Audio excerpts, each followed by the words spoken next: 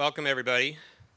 My name is Ron Marcus. I'm with San Diegans for Gun Violence Prevention, and I am thrilled to welcome you to the kickoff of the 2022 national tour of the Honor with Action Tour by Survivors Empowered.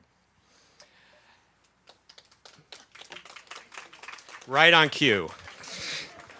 Perfect. You're a good audience. This is going to be a great afternoon.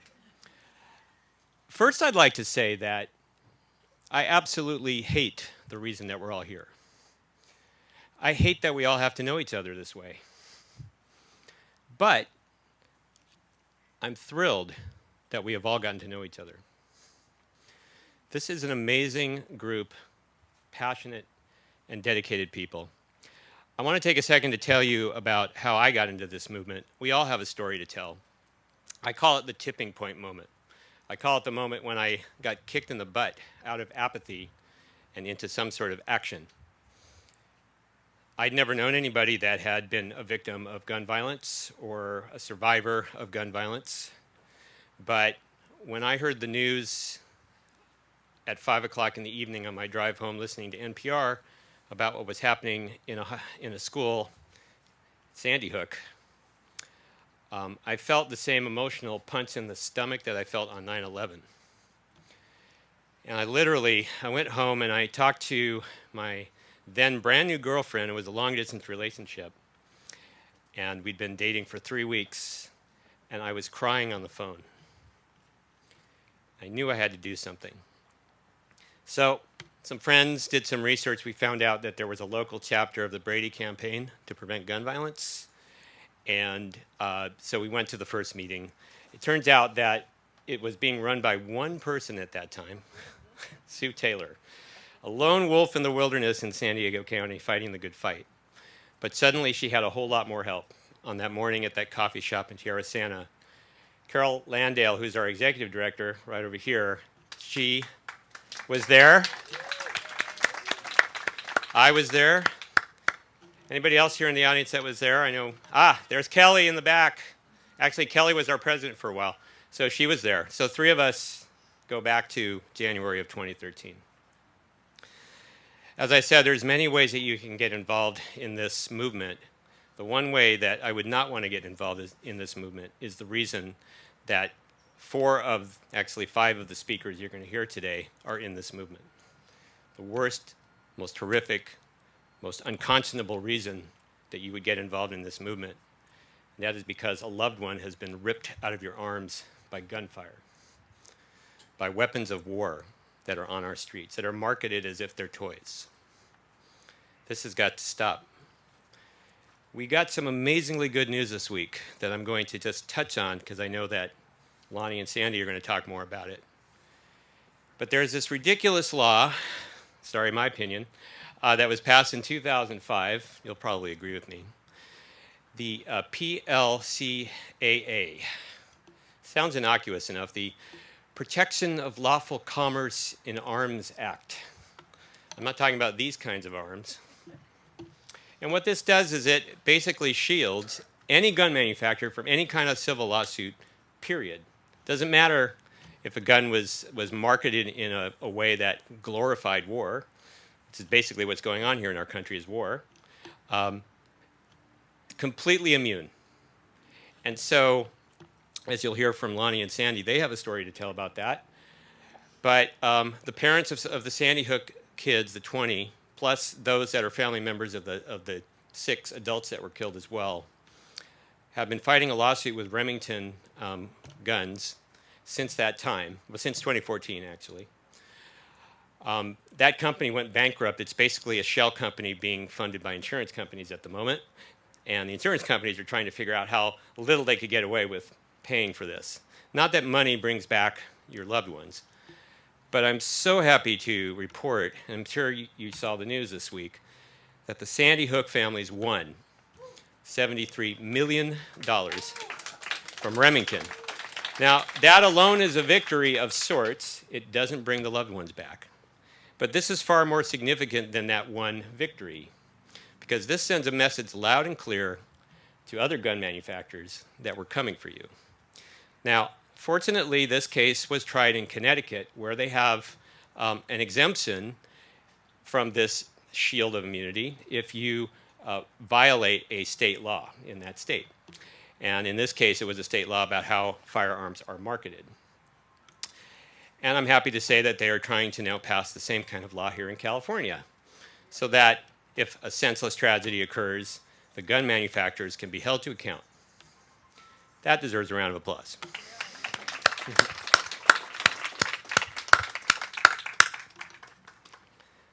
All right. So, what I'd like to talk about now is, briefly before I hand this off, first of all, I want to introduce my co-host, Max, with March for Our Lives. So he's going to be saying a few of his own words shortly and introducing two of our speakers and some of our prizes, and I get the other half. But one of the things that Sandy and Lonnie are really big on, and they were very encouraging in our community when this idea was being hatched, is of coalitions. So we have national organizations, and they have their way of doing things. They have their agendas. Here in San Diego, in this location, we were finding that we had these different groups. They were doing a lot of the same work. They weren't synergizing, and we said, why shouldn't we all be working together? Let's form a coalition. And we did.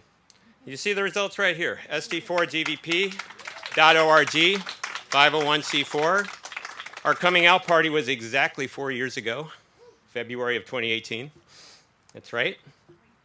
And wow, what an impact we've had already. Our coalition partners today include Brady, Moms Demand Action, Team Enough, Survivors Empowered, SAFE, which stands for Scrubs Addressing the Firearm Epidemic. This is doctors and nurses. St. Paul's Episcopal Cathedral, United Nations Association of the United States of America, San Diego Chapter, that's a mouthful. Lifting Generations, Tariq Charisma Foundation, Claremont Town Council, the First Unitarian Universalist Church of San Diego, the Unitarian Universalist Fellowship of San Dieguito. Many thanks to them today for hosting, and hosting many of our events in the past. They've been a very strong supporter. Community Rap Initiative, Safat Outreach, we'll be hearing from Bishop Cornelius Bowser in a few minutes. March for Our Lives San Diego, Max once again. And that's it for now. We're welcoming more. So, and now I would like to recognize some very important guests that have come to support us today. They've been supporters for quite some time, and we appreciate it.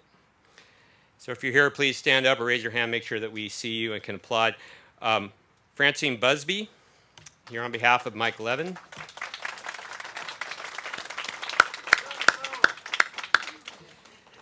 Mayor of Encinitas, Catherine Blakespear.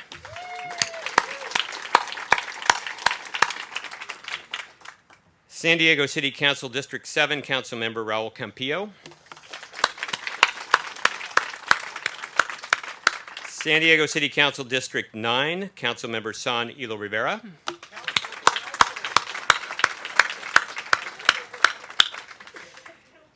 Here, as he has many times, on behalf of Congressman Scott Peters, Jason Berkovich,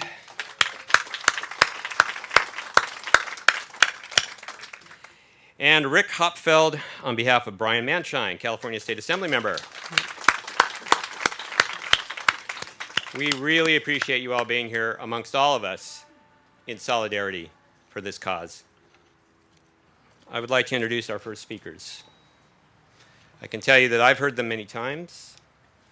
You are going to be blown away. You'll be blown away by their story. It's unbelievable. It's unbelievable in a bad way. But it's also incredible in a fantastic way what they have turned tragedy into. And they're part of the reason that we're all here right now. So I don't want to say too much, but they are survivors of gun violence. I really don't need to say much because their story, they're going to say it much better than I could. So let me just bring them up now, if that's okay. Come on up.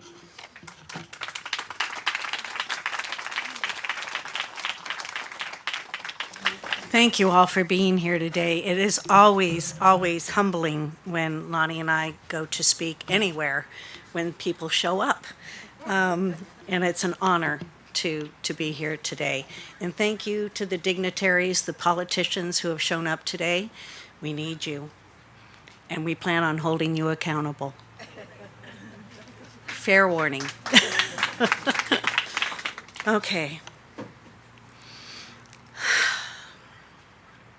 We're all here because we care about gun violence and preventing gun violence. And we want to keep our children and our loved ones safe. Some of us are here because gun violence has touched. No, it hasn't touched us. It's kicked us in the gut. And it's destroyed everything that we've known. This fight should have been over a long, long time ago. After Columbine, after Aurora, after Pulse, after Las Vegas, after Parkland, and certainly after Sandy Hook Elementary School. We who care about the lives of our fellow Americans are David, and the gun lobby is Goliath. We have our pea shooters in this fight, and they have the AR-15s. We have nickels, and they have overflowing war chests. We are a traumatized nation because of a deadly disease. That disease, the culture of guns. We're frustrated it takes so long to change our gun culture in America. When our Jesse was slaughtered 10 years ago, we were in shock, alone, lost, traumatized. Imagine getting the news that your loved one has been murdered. You are in one state, and they are in another. What would you need? What would you feel? Where would you turn? What we found was a vast void when we needed someone to help. We needed someone who had gone through this experience, and most of all, we needed a hand to hold that could guide us. There was no one. We had to learn by doing, and 5 months after our shooting, Sandy Hook happened. It was our first of now 18 rapid responses, and seeing the shock on the faces of those family members made me say out loud to Lonnie, that's what we looked like 5 months ago. Just 5 months ago, we looked just like that. And I knew at that moment we could help the newest members of the club that nobody wants to join. We could help them navigate through the gates of hell. I'm going to cover 3 things with you today. First, I'll tell you how we got drafted into this world. Next, I'll share the shocking reality of gun violence and the trauma it creates. Thank you. Thank you. Yep. And finally, I'll offer ways that you can make a difference in this cause and support our Honor with Action tour. First, let me tell you about the night our world changed forever. Our precious Jessie was living her dreams in Denver, Colorado. She had moved there from her hometown of San Antonio a year prior, and she was living her life and following her dream of becoming a sports journalist. A friend of hers was visiting from Texas, and they decided to go to the midnight showing of the Batman Theater. I woke up, and I texted her, and I said, "What are you guys up to?" And she said, "We're at the movies." And I said, "I'll call you tomorrow morning." And she said, "Mom, go back to bed, get some sleep. I'm really looking forward to seeing you next week. I need my mama." I texted back, "I need my baby girl." That was the last time we spoke. 15 minutes later, my phone rang. Her friend was telling me that she was dead. Dead? My baby girl? Dead? And I let out a wail that sounded more like an animal. And my husband appeared from the bedroom as I was crumbling to the floor. We were yanked out of our lives as we knew them into an entire world that we didn't even know existed, the gun violence survivor world. Survivors of gun violence know the pain and the injuries don't stop when the bullets stop flying. Sadly, that is only the beginning. The reality of gun violence in America is so much worse than most people know. After the most unthinkable tragedy, survivors themselves often become targets and are re-traumatized over and over. Scammers set up GoFundMe pages and charities take money on your behalf without ever meaning to turn it over to you. Then there are hoaxers like the Alex Jones folks, the conspiracy theories that tell you that your child never existed and that you are a crisis actor. The media, showing the killer's faces again and again and again. And unless the killer is at large, this is just tragedy porn. Gun violence prevention groups aren't innocent either. They fight over their survivors. They talk survivors into filing lawsuits they know they cannot win, and then they break their promises to cover the costs and leave them bankrupt. This is our true story, but others have been duped just as well. These are the external horrors of what survivors suffer. What none of us ever anticipate is what goes inside after the trauma.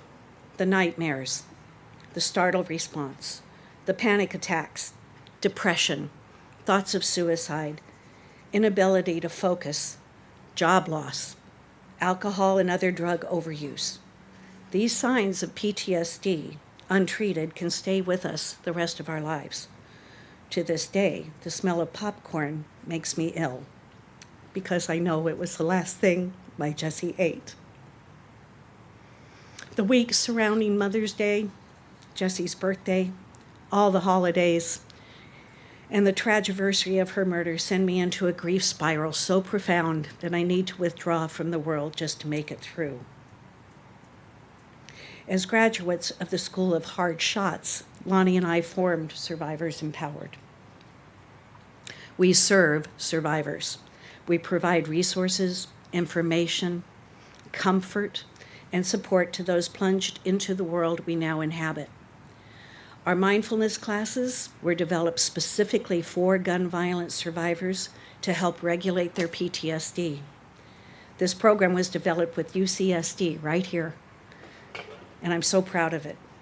And it's the only one of its kind in the nation.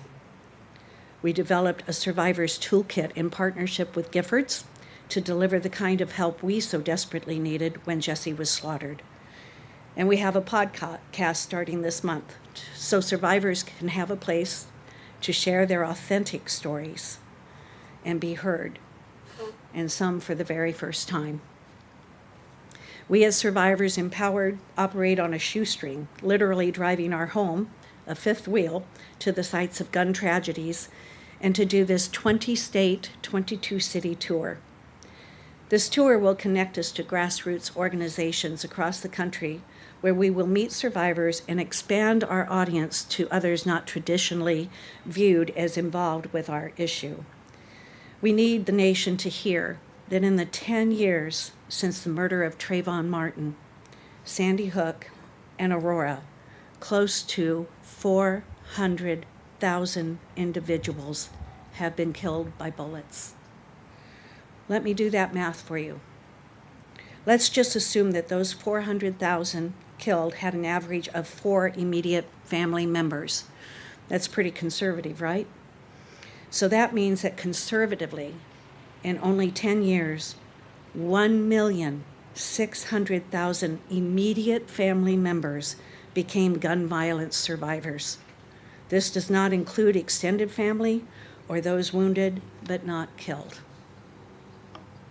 We have met a lot of elected officials. We've heard their thoughts, and we've been promised their prayers. But at the federal level, not one iota of gun violence prevention has been passed in over 25 years, not from a Republican, not from a Democrat, and not from an independent. And they must all be held accountable.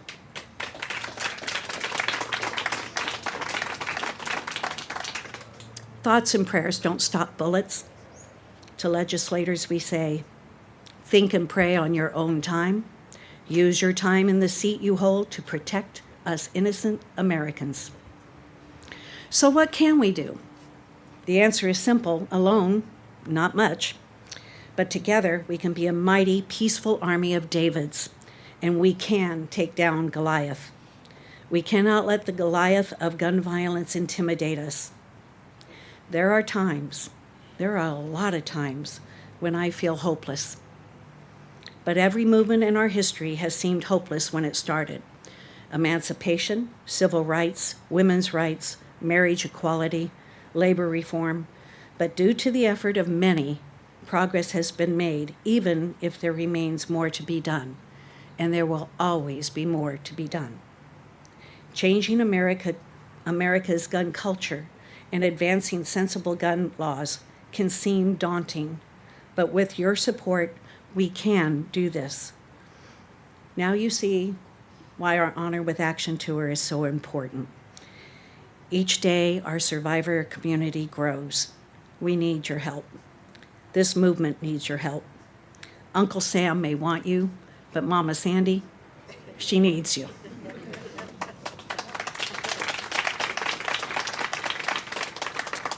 Listen, it really sucks that this cause needs money, but the gun lobby has a ton of it, and it is what we're up against. I implore you to find your way to contribute to this grassroots effort. At some point, we have all said, someone has to do something. Well, we in this room are that someone, and we are doing something. We can't be the thoughts and prayers group. We have to be the get it done team. Together we can create the opportunity to stop the proliferation of gun violence and to close the Survivors Club to new members. We can protect those we love. We can influence change. Together we Davids can and will defeat Goliath. Thank you for your time.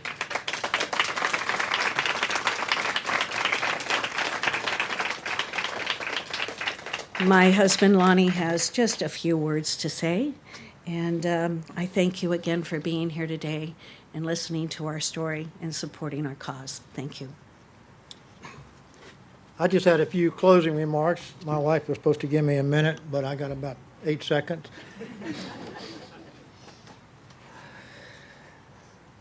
Often it is your deepest pain that empowers you to grow into your highest self. On the morning of Jesse's murder, we found ourselves withering in deep pain. That morning we woke into a uniquely American nightmare where senseless gun violence is mourned but accepted as collateral damage of being an American. During those days and weeks that followed Jesse's death, the fog of intense pain slowly lifted, and we were forced to live in the absence of her presence. That was the moment when it became clear to both of us that our new normal was to make sure that Jesse's story was kept alive. We intuitively knew that we would need her legacy to inspire others to join our crusade to honor all victims of gun violence with action. We had come to San Diego to discover that our intuition was correct. If we had not made this trip to San Diego, we would not have made the connection to be interviewed by a local journalist. And we would have missed the opportunity to hear her story. 10 years ago, she was a struggling student of journalism trying to find a break. She was hitting roadblocks everywhere she turned. She was in the depths of despair and had made the decision to go back to making money, making a living, the only way she knew how, with doing hair and makeup. She turned on the television and saw that a young, struggling sports journalist was killed in a mass murder in Aurora, Colorado.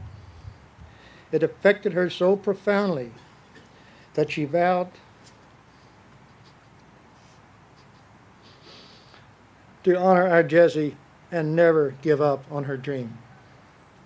Hearing her story 10 years after we made the decision to use Jesse's legacy to inspire others is really what keeps us on the road. And one other thing, I'll do some quick math like my wife did for you. Diesel fuel across this country is averaging $5 a gallon. to fill a 20-gallon tank with diesel costs $100. Our truck gets 5 miles to the gallon when we're pulling our trailer. $100 bill buys 20 gallons times 5 miles per gallon equals 100 miles. $100 equals 100 miles. That's what it costs to fight gun violence. $1 a mile. So far, according to our latest calculations from our home office, we have collected almost $3,000. Already, you guys that are here has given us 3,000 miles to fight gun violence.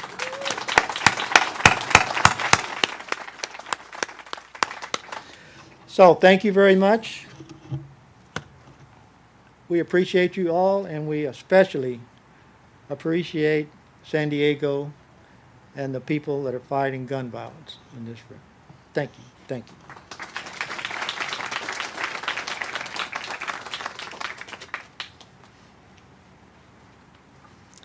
Thank you, Sandy and Lonnie. It's important to repeat that part of the work that Survivors Empowers does is when there is a tragic shooting anywhere in the country, they go out there and they help those that are dealing with what they had to deal with in 2012. They've been there, and they devoted their lives to assembling the resources and the talent and the experience and the help so that other people know that they're not alone and they can move forward. So thank you.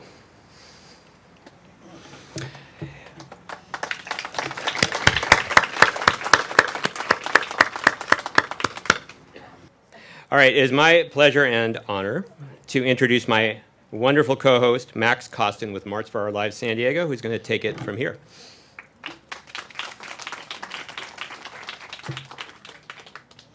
Hello. So before I get started, I want to talk, as Ron talked about his story, I want to bring up my story. So I, like Ron, am thankful that I nor my immediate family members were not directly impacted by a bullet. But 4 years ago, I was at the Old Globe Theater for a school field trip. It was my freshman year in high school. And we get out of the play. The play was The Importance of Being Earnest, which is a really nice comedy. We get out of the play and turn on our phones and see headline after headline after headline that there was a shooting at Marjorie Stoneman Douglas High School in Florida. That was a shock. Seeing the details of the shooting was a shock. That a person was able to kill and wound so many people, so many young people inside of a school, where schools are supposed to be safe places for students and for anyone. And after that, there's just that shock through you. I remember where I was that day. I will never forget where I was that day.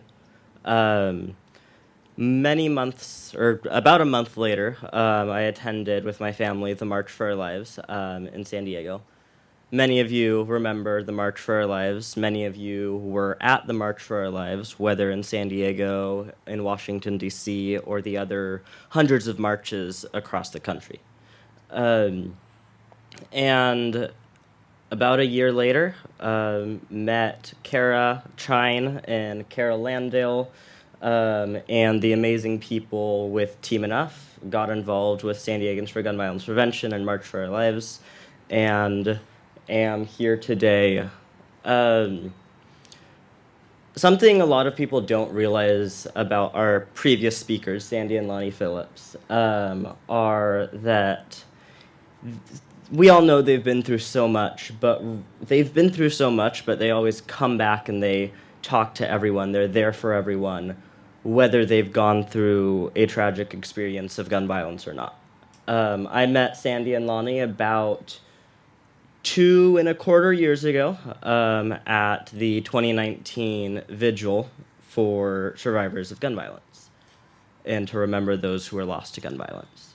We had an amazing conversation, and we've kept up ever since then. Their group has helped so many young people get involved, helped so many young people cope with seeing gun violence across their communities or experiencing it themselves. And they have done an incredible job really making sure that our next generation, our young people, understand how important gun violence is, and that we are really the generation, thanks to all of your help, that can stop gun violence. So thank you so much.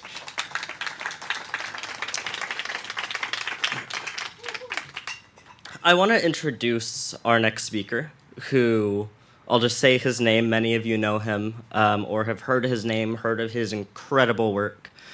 Bishop Cornelius Bowser. I met him about 1.5 years ago.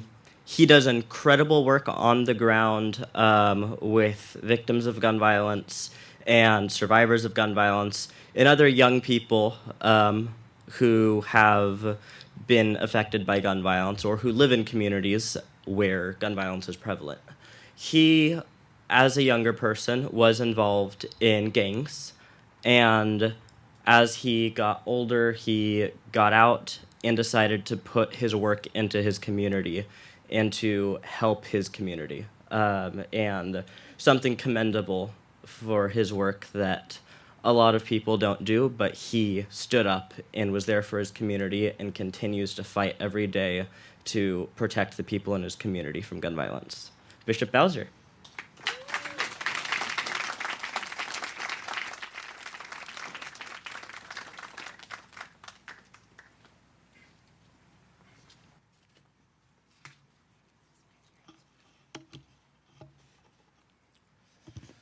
Thank you, Max. Thank you, Sandy and Lonnie, and all the great work you've been doing. I've been seeing it throughout the years. When we first met, I think we talked on the phone one time and then met in person. And I really appreciate all the great work that we're doing together with San Diegans for Gun Violence Prevention. My work started with Moms Demand Action and the Brady Campaign, Walking Knox with Carol and with Wendy. But for those of you that don't know me, I'm a pastor at Charity Apostolic Church. I've been pastoring now for 26 years. As a pastor, I'm also program director of Shaphat Outreach and also co-founder of Kazz, which stands for Community Assistance Support Team. The reason why I'm involved in this work is because of my own experience of being involved in violence myself. I always looked at myself as a perpetrator.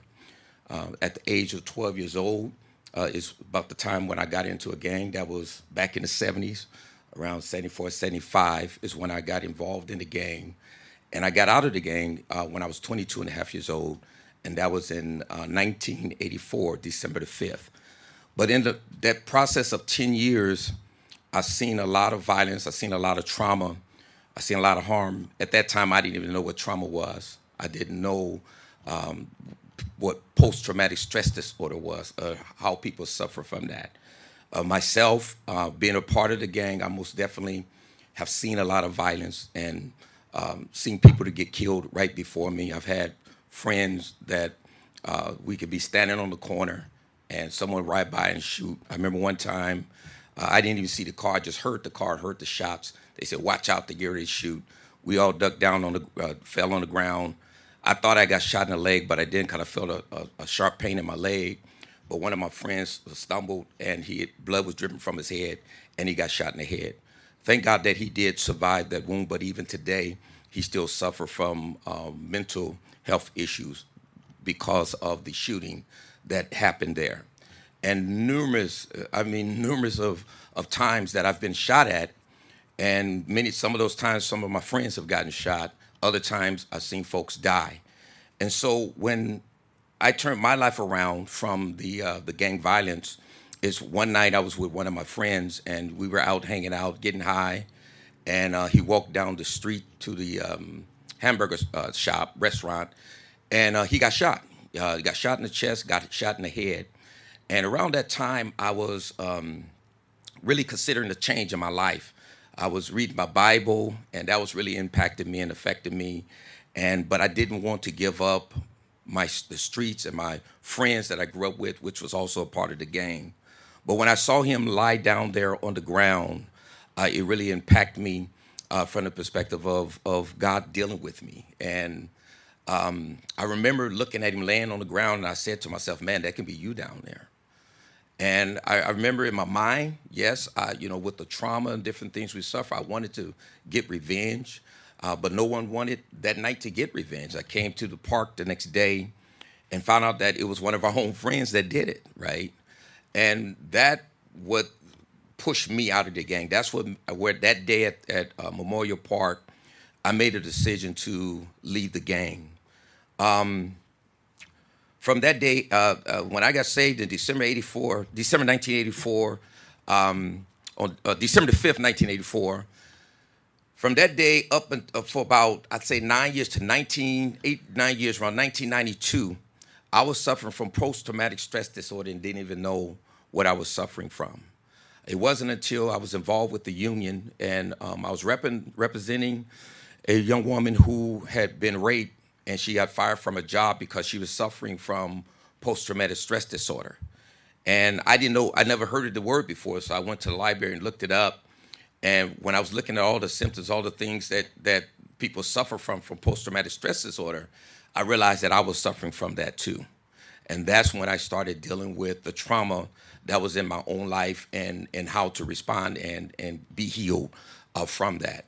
And so in 1992, I started a youth program called Let Us Make Man Outreach Services, and it was basically a gang and drug intervention program.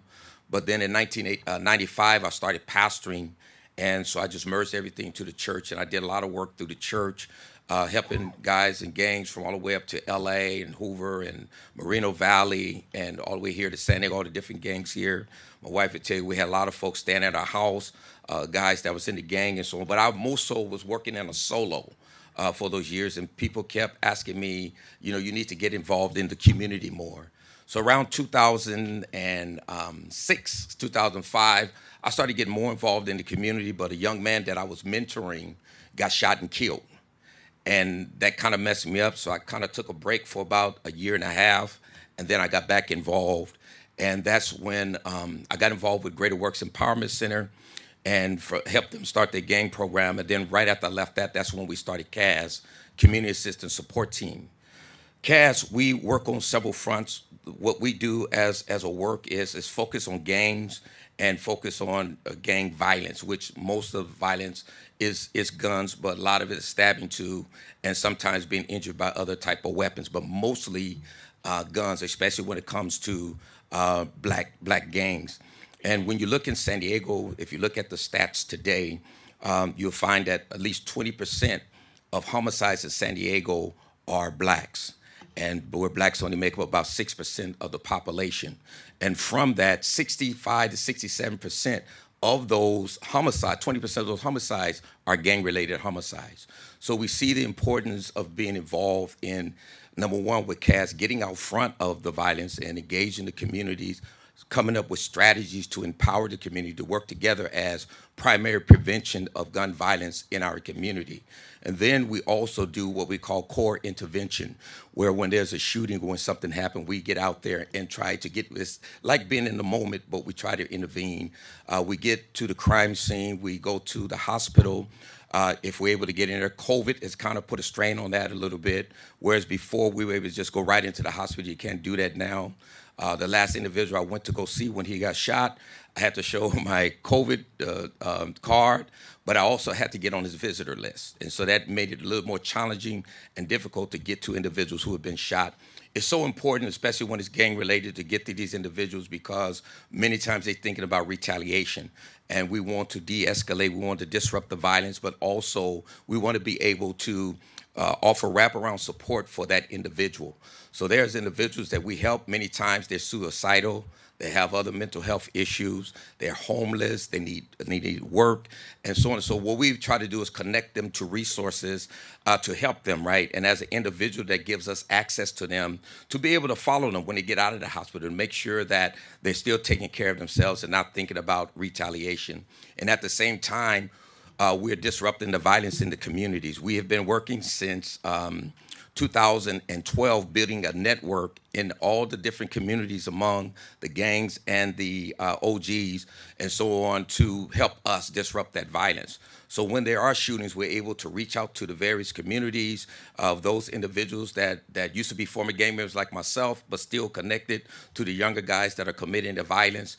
And we're able to, many times disrupt it, but sometimes you're not able to disrupt. They don't want to listen. And that's where police come in and the suppression tactics. We try to get on the front end of that and disrupt that so that because our community, we lose either way.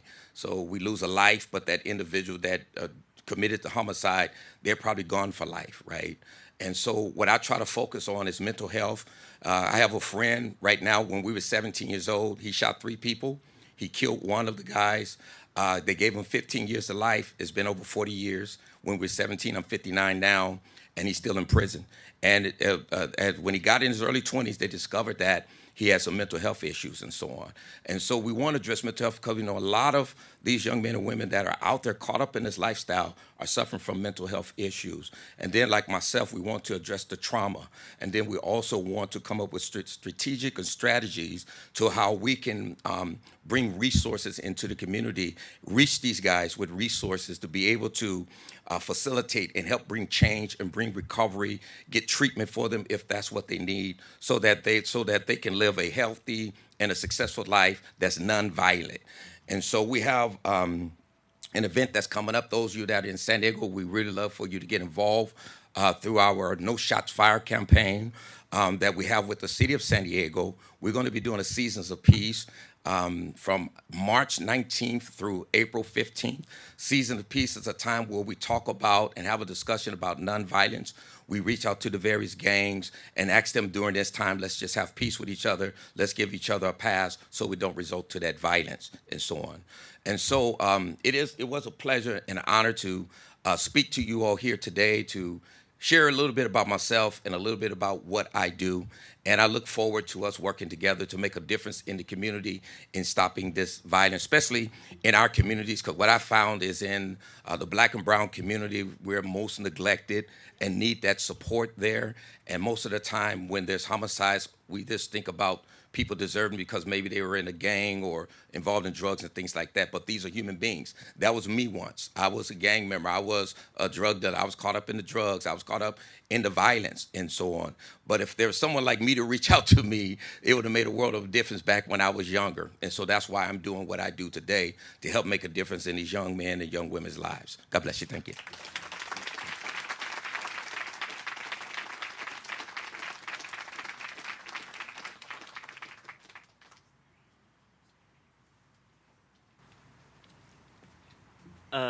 Thank you, Bishop Bowser, so much for speaking.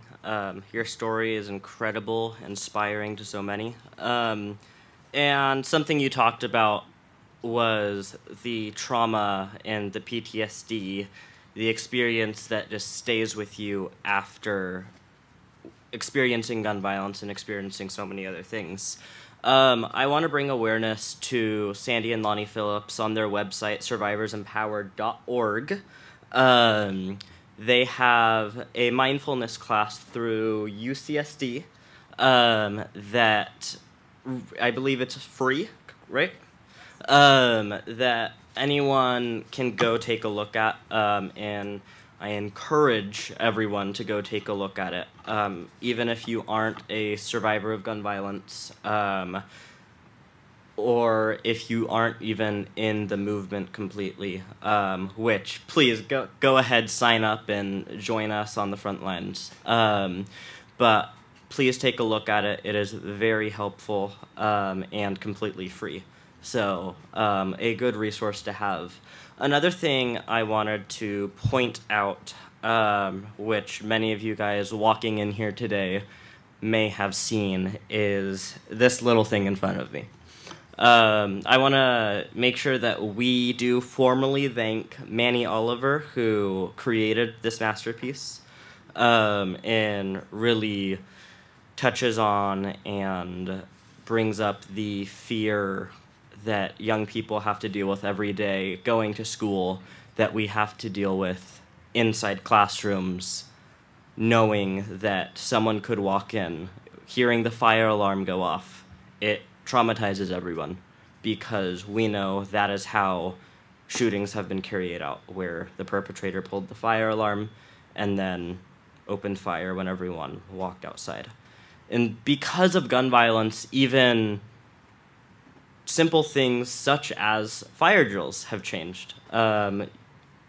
Most schools now, during a fire drill, have to wait inside until staff secures the campus to make sure there's not an outside threat to students. So we're inside thinking that there could either be a fire or a shooter outside of our classroom. That's just to leave that thought with you. I'm going to pass this back to Ron to introduce the next speaker. Thank you. I want to paint a little picture for you for a moment as we get ready to introduce the next speaker.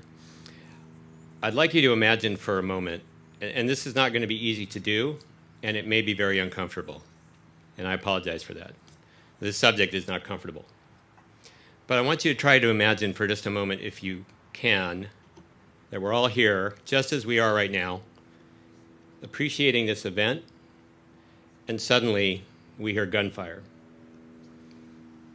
And suddenly someone is on the floor, and they're bleeding, and they're dying. It's a stray bullet. That person on the floor was not an intentional target. Someone else was.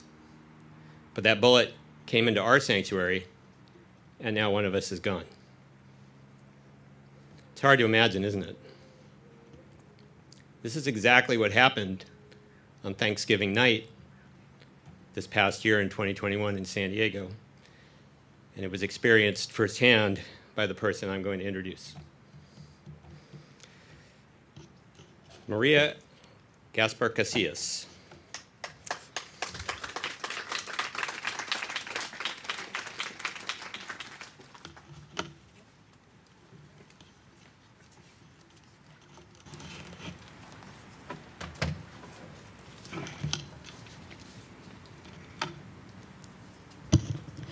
Good afternoon.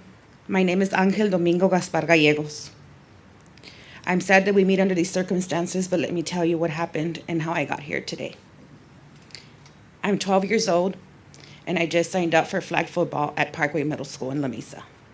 I was excited to play and see my family cheering me on at the games. I enjoyed electronics, and video games were my thing, and I was pretty good if you ask myself. On Thanksgiving night 2021, as the rest of my familia played loteria inside, my 9 cousins and I, ranging ages from 5 to 14, were playing outside my tia Chayo's backyard. My cousin Cesar, my younger brother Gabriel, 11 years old, and I were playing video games as all the other little kids were playing around us with balloons. We chatted, we laughed, and we were having a great time. My tia Eva recalls a bang and thought to herself, what did these kids break this time?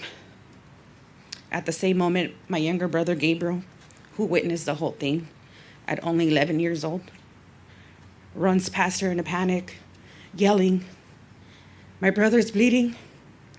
He's bleeding from a hole. My familia passed, and another tia went to assess the situation.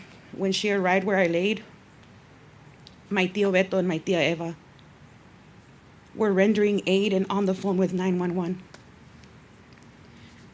My tia Eva held pressure on my wound, and my tío Beto kept telling me to fight. Although I was never alone, I was laying there still, not breathing and turning purple. And I wasn't responding to my familia or the paramedics when they arrived minutes later. My tia Chayo went with me in the ambulance, and she calmly but desperately tried reaching my parents as they weren't home.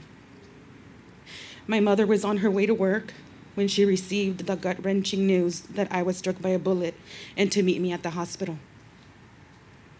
The 30 other members of my familia that were celebrating Thanksgiving with me were being interviewed in our home place on lockdown. When we arrived at UCSD hospital, my tia saw my mom running towards the hospital and she missed me by seconds. Soon after, we were accompanied by my mother's brothers, and we just sat waiting for an update. The only thing we were all told is he's in the OR. They waited for hours and were struck with the devastating results that I didn't make it. My mom collapsed in the hospital waiting area, and my tios tried to console her, but my mother wasn't doing well. By this time, it had been the next morning. It was now my tio's birthday, and he's my godfather.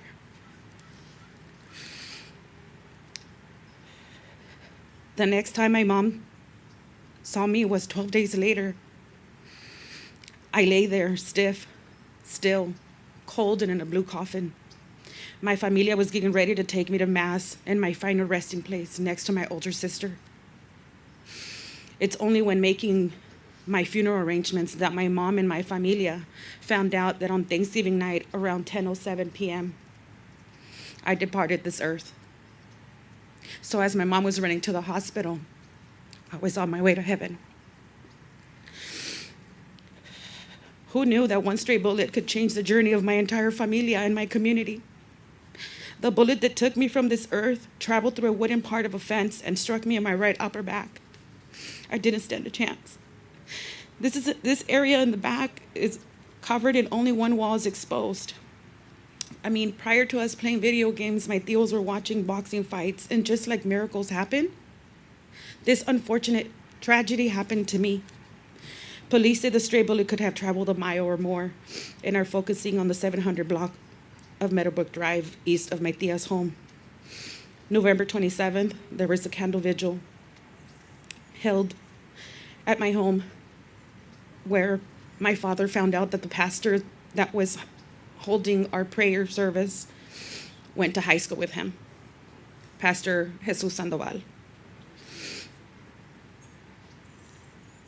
On December 7th, my funeral was held.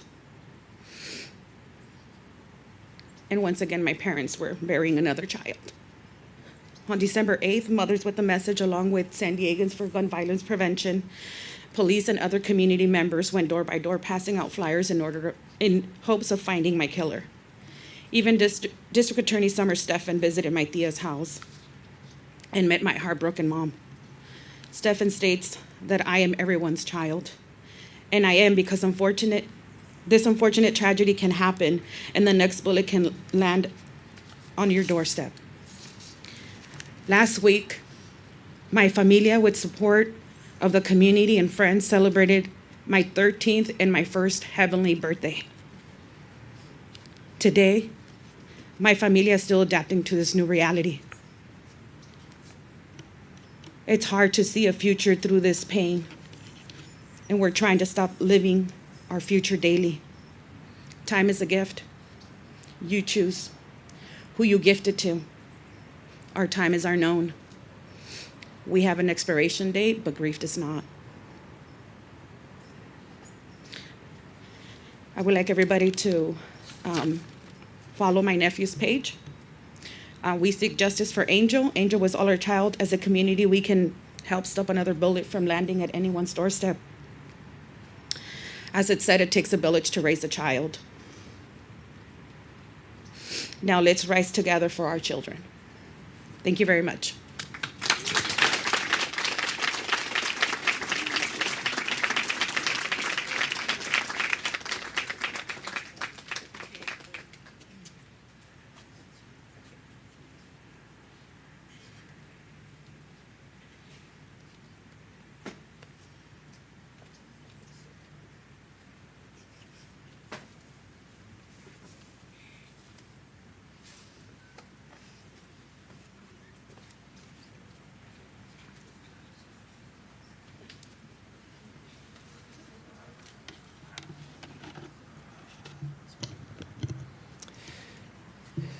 This isn't easy to talk about.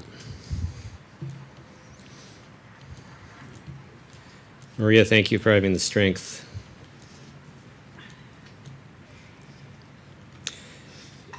We got to meet Maria and her husband Jose last night.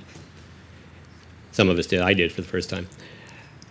And Maria told us that she wanted us to hear Angel in his own voice, to get to know Angel. And we thank you, Maria, for having Angel talk to us today.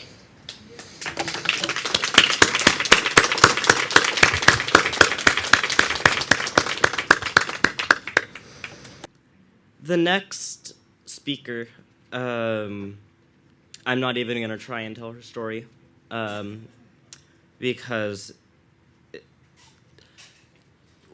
when you hear the stories of survivors of gun violence, every story is very different, but every story is tragic and terrible in its own way, knowing that the thing that took someone's life, there could have been a way to stop it with further regulations, further laws that people don't take because of money, because of sales. And it's a painful reality to understand that someone's life could have been saved if people in power weren't so greedy.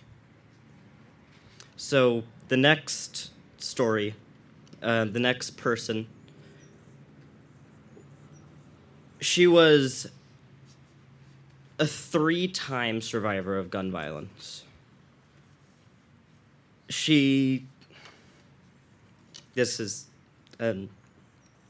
lost her husband, and then 10 years later, she lost her twin brother. After that, she was also shot at during a home invasion.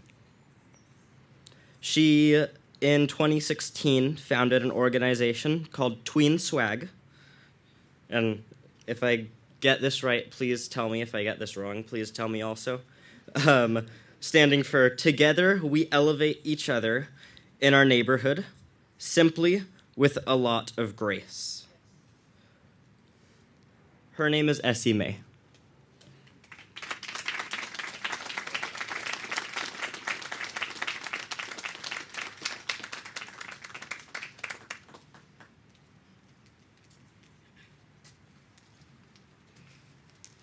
Ooh, the sun.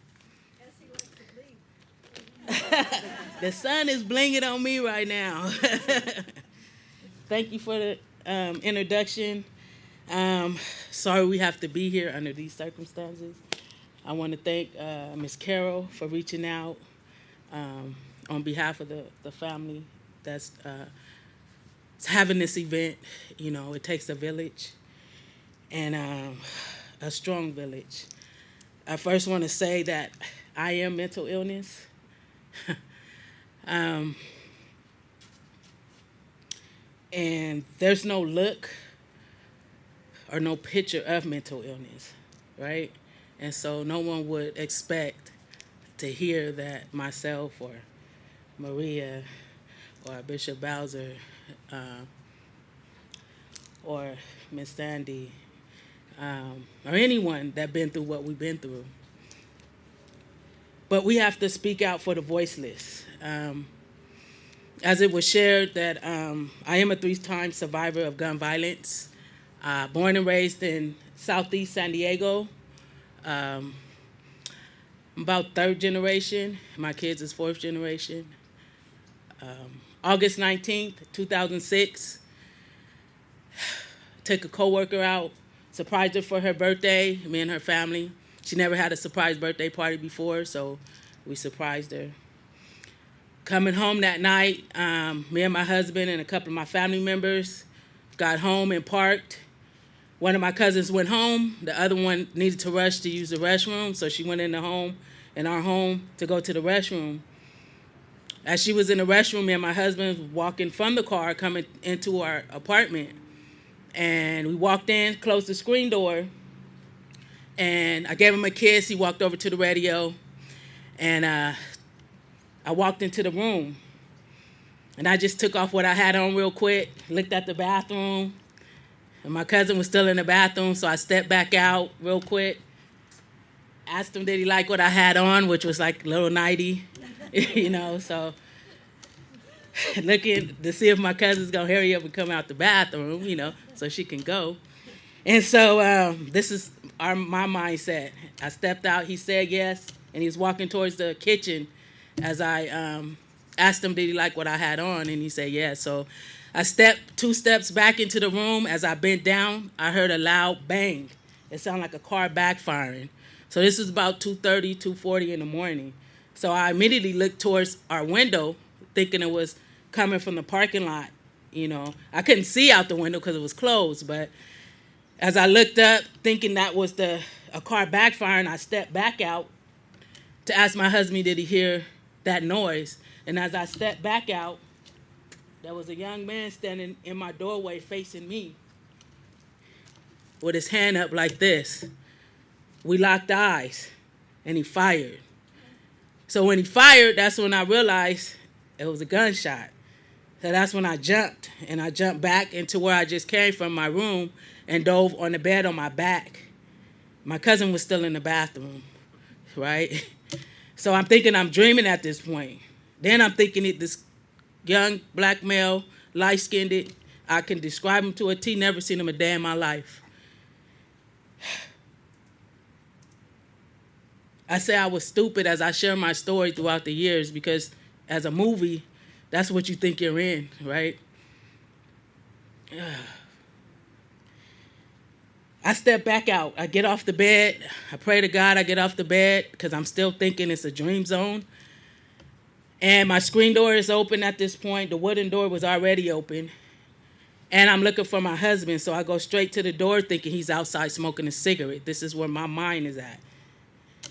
As I step out of the door, I look in the front. I don't see him, but as I step back in, I see him laying on the kitchen floor with his feet on the inside of the kitchen floor and his head facing towards the living room. I immediately run to the entertainment center and grab the phone. And I dropped to my knees and I said, baby, just please hold on. Just please hold on. And I just flipped.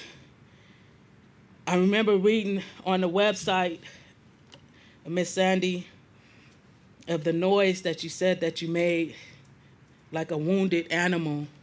There's nothing, you can't even act that sound out, how hurt and how devastating that pain. You don't even know where it comes from. And so that's where I was at that point. Meanwhile, my cousin was coming out the bathroom slowly but surely because she realized that both of those shots was gunshots. I didn't know that. By that time, all I can remember is being dragged off of my husband, full of blood, onto the living room floor, hearing we have to sedate him, get her off of him. I remember being straddled and then putting sweats on me. I don't know how I got outside, but I ended up outside in front of our doorstep. Mind you, this is 2:40, 3-something in the morning, so it's still dark outside. Family members are rushing in, of course, and I'm left there on my knees. Nobody's telling me anything. I'm asking as people coming up, is he okay? Is my husband okay?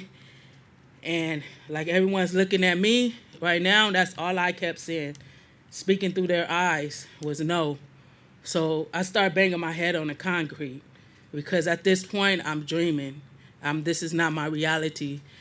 My husband is originally from Cincinnati, Ohio. We met in TJ. He asked me to dance.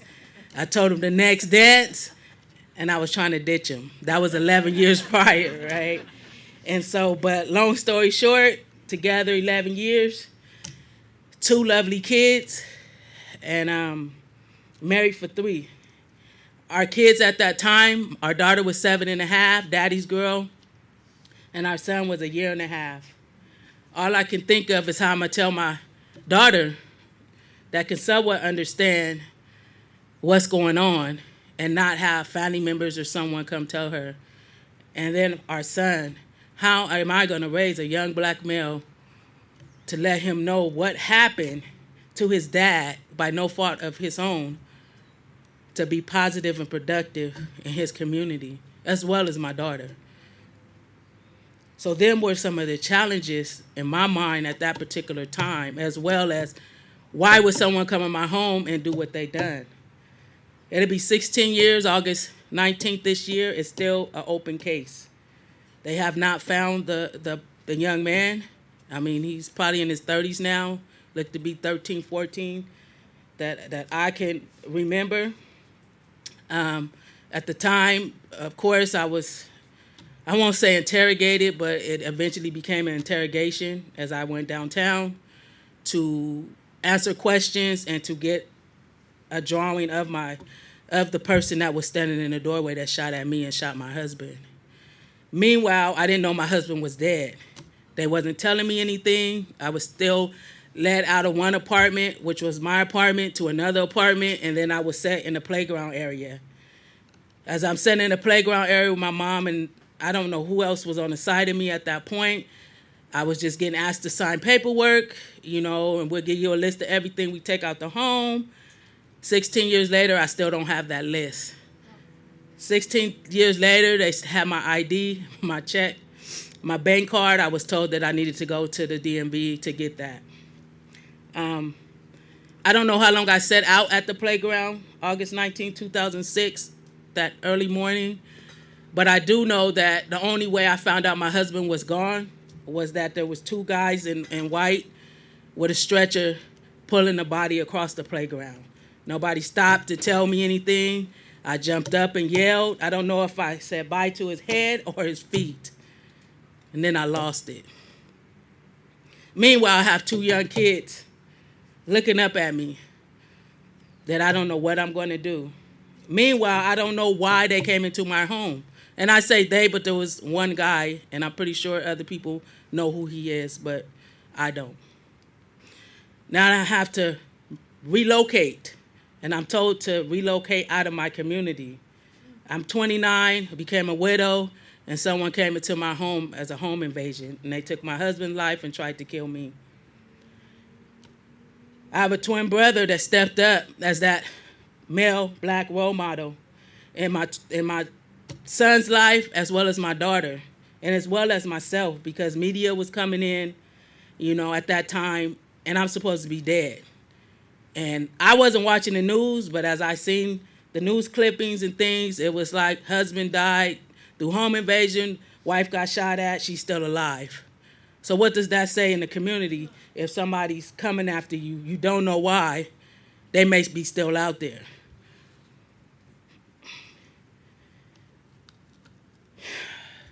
So my twin stepped up. He taught my son how to fish. He's there for my daughter.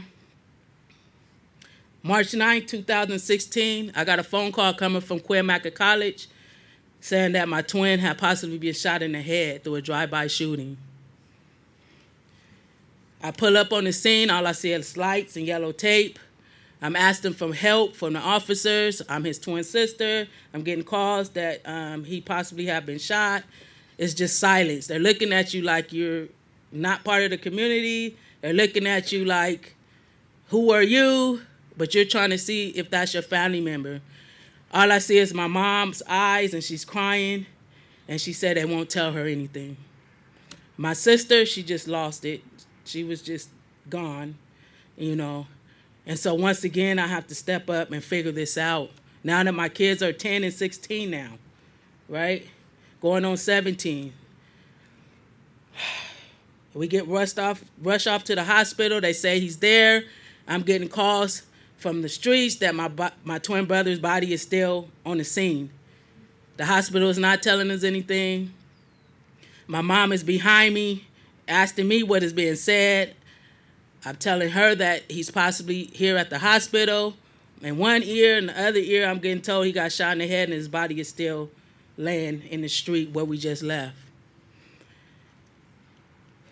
Meanwhile, we get called in. I don't know how long that took, but they called us in and told us that he didn't make it.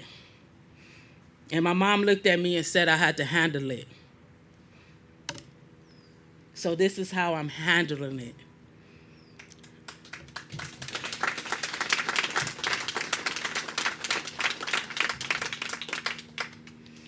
My twin was shot by 2 males and 2 females. Gang violence from the other side of town. My twin was not in no gang. We just happened to live on the other side of town. Like I said, my husband and myself, we weren't in gangs either. Someone just happened to want to come in our home and try to kill us. So I had to take a stand for my kids because that's our next generation. And I believe someone was up here talking about that. You know, we have to be able to pass the torch, but also live by that code. Recycling your pain. There was no organizations like this here 16 years ago. There was no organizations out there to come into your home and help you and guide you through the burial part or the resources 16 years ago. So I had to step up and figure it out on my own. And it was not easy. But it was bigger than me at this point because of my kids. From my kids to my community. So I couldn't leave my community and leave my kids stuck. I was lost. I was surely lost. Every day I lived through this. I know every day all of the families lived through the tragedy. They did find the 4 people that killed my twin, and we had an 8-week trial. That's not normal. But this is our new normal. I believe you said that, or you got up here and talked. And through our new normal, we have to be that change we want to see and be in our communities and beyond. So I say they left me standing, but they left us standing. And so as we come together, such as events like this and platforms come together, share our hurt and our pain, and recycle it into something positive, that's on a daily basis. And continue to give those proper tools to move forward, because hurt people hurt people. Hurt people hurt people. That's your first thought. But today, hurt people is healing people. That's what that is today. We are here, we're hurt, we're angry, we're upset, but love is going to conquer over everything, right? We're going to stand together, we're going to move forward, we're going to continue to speak on our loved ones because they live through us now. We're not going to let the evil and the hate take over our loved ones. Now, they're going to have to deal with that higher power, right? Because we know we're going to have to, too. So if we choose to go out there and do what they done to us, that means they're controlling us. Not today, not that day, not any other day. We control our destiny, correct? Correct. All right. I want to make sure we're on the same page. I just want to thank you for having this. Thank you for inviting us out here. We are still fighting a fight. I just left a family today that just lost a loved one through gun violence that happened to be a close family member. And so we're helping as a community to go out there with the families and help with the step-by-step burial because they're in shock right now. We understand that. We understand what it looked like, what the steps are, and everybody's in their different stages of grievance, right? I didn't know what grievance was. I didn't know it was different stages until I reached out to get help, to talk to someone. But guess what? It was only a 9-to-5 thing. So now, Twin Swag, that's the name of my organization. I go out and speak to the youth. And it stands for together. That's all of us. We, there's no I in team. We elevate because we're doing nothing but going up, right? Each other in our neighborhoods. And then swag. We don't look like what we go through. We're going to swag it out. Simply with a lot of grace. Because nothing but God got us here today and together. So I just want to thank you for the opportunity. I have a short poem that I wrote, and I'll get out your hair. It's on my phone.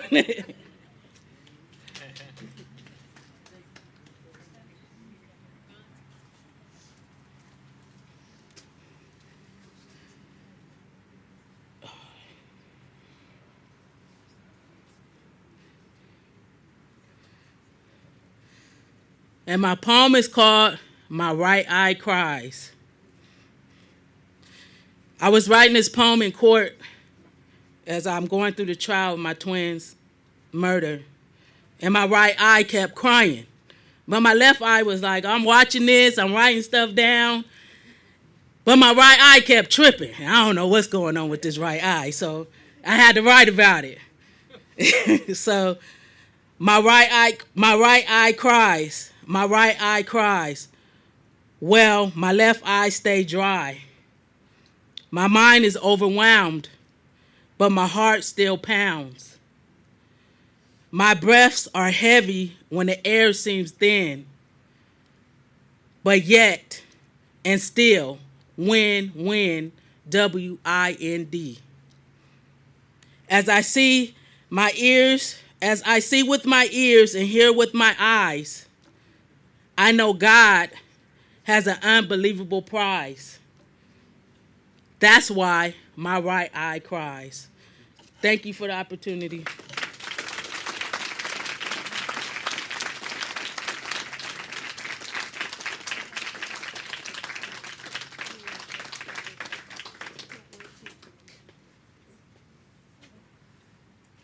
Thank you so much, Essie. So we're getting ready to go on to a bunch of drawings and start to close things off for the official program. But before we do that, I'm curious, and this is those who are comfortable sharing this.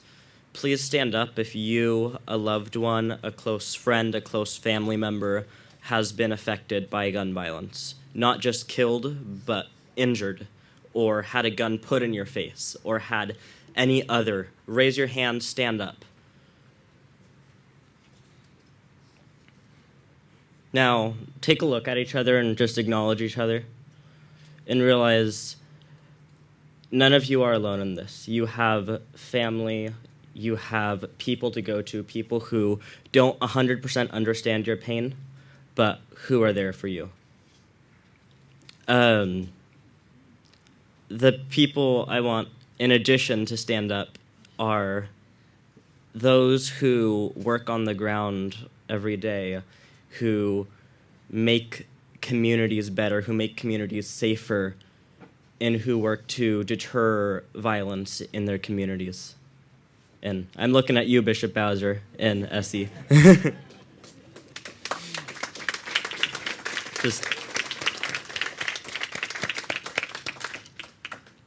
And then those who are part of gun violence prevention organizations, San Diegans for Gun Violence Prevention, the Brady Campaign, Survivors Empowered, March for Our Lives, so many different organizations. I just want to acknowledge all of the incredible people in this fight, and we're all in this fight together.